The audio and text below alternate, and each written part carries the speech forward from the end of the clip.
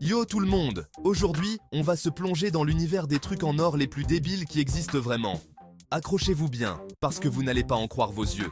On parle de trucs tellement bling bling, tellement inutiles, qu'on se demande vraiment ce qui est passé par la tête de leur créateur. Préparez-vous à halluciner, à vous taper des barres ou à pleurer devant tant d'excès, parce qu'on part à la découverte du monde merveilleux et complètement absurde des objets en or les plus WTF du game. Allez, on commence fort avec le premier objet de notre liste, des toilettes en or massif. Oui, vous avez bien entendu, des toilettes entièrement faites d'or. C'est le summum du luxe, n'est-ce pas? Oui, vous avez bien entendu. Des toilettes en or massif, c'est quelque chose qu'on ne voit pas tous les jours. Imaginez un peu le tableau. Vous êtes aux toilettes, pépouze, en train de scroller sur votre téléphone. Pas en or, on espère. Et là, vous réalisez que vous êtes assis sur un trône doré. C'est une expérience unique, presque surréaliste. C'est le genre d'expérience qui vous donne l'impression d'être un roi ou un rappeur américain blindé. Vous vous sentez instantanément plus puissant, plus riche, comme si vous aviez conquis le monde. Franchement, je sais pas vous, mais moi, ça me mettrait mal à l'aise. Imaginez devoir expliquer ça à vos invités. Oh oui, c'est juste mes toilettes en or massif. Imaginez un peu le son que ça doit faire quand... Vous voyez ce que je veux dire. Chaque petit bruit résonnerait comme un concert de casseroles. On dirait un orchestre de casseroles. Ce serait à la fois hilarant et un peu gênant. Et puis, question hygiène, on repassera. Nettoyer de l'or, c'est pas une mince affaire. L'or, c'est joli, mais ça attire les bactéries comme des mouches. Vous devrez être extrêmement vigilant pour garder ces toilettes impeccables. Bref, un investissement douteux, à moins que votre kiff secret soit de transformer votre salle de bain en Fort Knox. Mais bon, chacun ses goûts, non. Peut-être que pour certains, c'est le summum du chic et du glamour. Alors, seriez-vous prêt à investir dans des toilettes en or massif? Ou préférez-vous quelque chose d'un peu plus conventionnel? La décision vous appartient. Passons maintenant à un grand classique du bling-bling inutile, l'iPhone en or. Alors, on est bien d'accord, un iPhone, c'est déjà pas donné. Mais alors, un iPhone en or, c'est juste carrément too much. Sérieux, est-ce que ça rend les photos plus belles? Est-ce que la batterie tient plus longtemps? Est-ce que Siri a une voix plus sexy? Que dalle! C'est juste en or, pour le plaisir d'avoir un téléphone qui pèse une tonne et qui attire tous les regards envieux et les pickpockets. Franchement, à ce prix-là, j'espère au moins qu'il est se livrer avec un abonnement à vie à Apple Music et un abonnement illimité à Candy Crush. Accrochez-vous bien, on passe aux pompes en or. Là, on touche le fond du ridicule.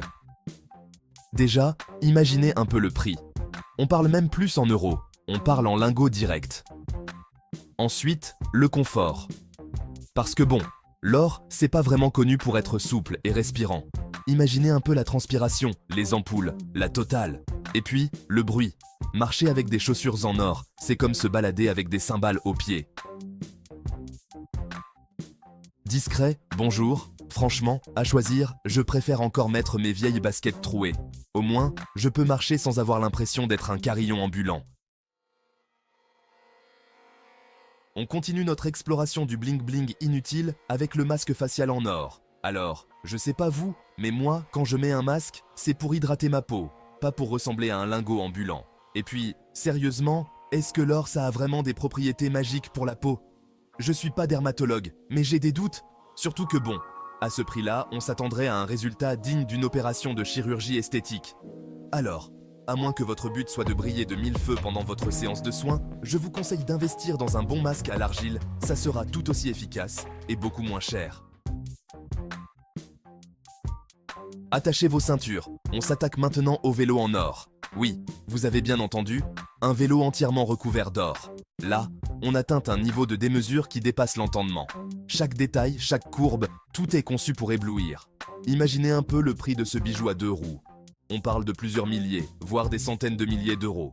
On parle même plus en vélo, on parle en voiture de sport. C'est un investissement digne des plus grandes extravagances. Et puis, le poids. Vous imaginez bien que ce n'est pas un vélo que l'on soulève facilement. L'or, c'est pas vraiment réputé pour être léger. Comparé à l'aluminium, c'est comme comparer une plume à une enclume. Imaginez un peu les cuisses en feu, les efforts pour avancer. Chaque coup de pédale devient un véritable exercice de musculation. Autant dire que vous allez transpirer plus que vous ne pédalerez. Préparez-vous à des séances de cardio intenses. Et puis, le risque de vol. Un vélo en or, c'est comme un aimant à voleur. Imaginez un peu, vous laissez votre vélo en or attaché à un poteau pendant que vous allez acheter une baguette, et hop, il a disparu, en un clin d'œil. Non, franchement, pour faire du vélo, mieux vaut opter pour un bon vieux modèle en aluminium. C'est plus pratique, plus léger et surtout moins risqué. Ce sera tout aussi efficace et beaucoup moins risqué. Vous pourrez profiter de vos balades sans vous soucier de la sécurité ou du poids. On continue notre périple dans le monde du luxe inutile avec le stylo en or. Alors, je sais pas vous, mais moi, quand j'écris, c'est pour coucher des mots sur le papier, pas pour me la jouer milliardaire. Et puis, sérieusement, est-ce qu'un stylo en or écrit mieux qu'un stylo normal? Est-ce que l'encre coule plus facilement? Est-ce que les fautes d'orthographe disparaissent comme par magie? Que dalle, c'est juste un stylo en or. Pour le plaisir d'avoir un objet qui coûte un bras et qui risque de finir oublié au fond d'un tiroir. Franchement, à choisir, je préfère encore écrire avec un bon vieux bic. Ce sera tout aussi efficace et beaucoup moins cher. On enfile nos lunettes de soleil, pas en or, hein, faut pas déconner, et on s'attaque aux lunettes de soleil en or. Ces accessoires de luxe ne sont pas pour tout le monde. Là, on atteint un niveau de bling-bling qui fait mal aux yeux. C'est comme si on portait un morceau de soleil sur le visage. Imaginez un peu, vous vous baladez en ville, lunettes de soleil en or sur le nez, attirant tous les regards. Et là, bam! Le soleil se reflète dans les verres, créant un éclat aveuglant. Et vous aveuglez tous les passants. C'est un véritable spectacle, mais pas toujours apprécié. C'est le genre d'accessoire qui vous garantit de vous faire remarquer, que ce soit dans la rue ou à une soirée. Mais pas forcément pour les bonnes raisons. Certains pourraient de même penser que vous en faites trop. Et puis, le prix. Ces lunettes coûtent une fortune. On parle même plus en lunettes, on parle en investissement immobilier. C'est comme acheter une petite maison. Franchement, à choisir, je préfère encore porter mes vieilles lunettes de soleil, achetées 10 balles sur la plage. Ce sera tout aussi efficace pour protéger mes yeux, et je n'aurai pas peur de les perdre. Ce sera tout aussi efficace pour protéger mes yeux, et beaucoup moins risqué pour mon compte en banque. En fin de compte, ce n'est pas la valeur des lunettes qui compte, mais comment elles nous font sentir. Et moi, je me sens bien avec mes lunettes bon marché. On passe maintenant à la cuisine avec le grille-pain en or. Là, on atteint un niveau d'inutilité qui frise le génie. Imaginez un peu, vous vous levez le matin, vous avez une envie de tartines grillées. Et là, vous vous retrouvez face à un grille-pain en or massif. C'est le genre d'appareil électroménager qui vous donne l'impression d'être riche, mais qui ne vous fera pas forcément un meilleur petit déjeuner. Et puis, le prix. On parle même plus en grille-pain, on parle en salaire annuel. Franchement, à choisir, je préfère encore mon vieux grille-pain acheté d'occasion. Ce sera tout aussi efficace pour griller mon pain et beaucoup moins risqué pour mon budget course. On se détend maintenant avec la baignoire en or. Là, on atteint un niveau de décadence qui ferait pâlir d'envie Marie-Antoinette.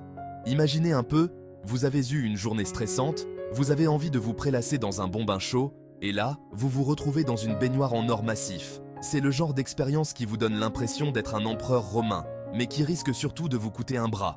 Et puis, l'entretien. L'or, c'est fragile, ça se raye facilement. Imaginez un peu, vous faites tomber votre brosse à cheveux dans la baignoire, et hop, une rayure. Non, franchement, pour se détendre, mieux vaut opter pour une bonne vieille baignoire en céramique. Ce sera tout aussi confortable et beaucoup moins stressant pour votre porte-monnaie. On termine notre voyage dans le monde du luxe inutile avec le parapluie en or. Là, on atteint un niveau de sophistication qui défie toute logique. Imaginez un peu, il pleut des cordes, vous sortez votre parapluie en or massif, et là, bam! Le vent se lève, votre parapluie se retourne, et vous vous retrouvez trempé comme un sou. C'est le genre d'accessoire qui vous donne l'illusion d'être invincible face aux éléments, mais qui risque surtout de vous faire passer pour un pigeon. Et puis, le prix. On parle même plus en parapluie, on parle en héritage familial. Franchement, à choisir, je préfère encore mon vieux parapluie acheté 5 balles dans le métro. Ce sera tout aussi efficace pour me protéger de la pluie et beaucoup moins risqué pour mon intégrité physique et financière. Merci d'avoir regardé. Si vous avez kiffé cette vidéo, n'oubliez pas de liker et de vous abonner pour plus de contenu incroyable. À la prochaine.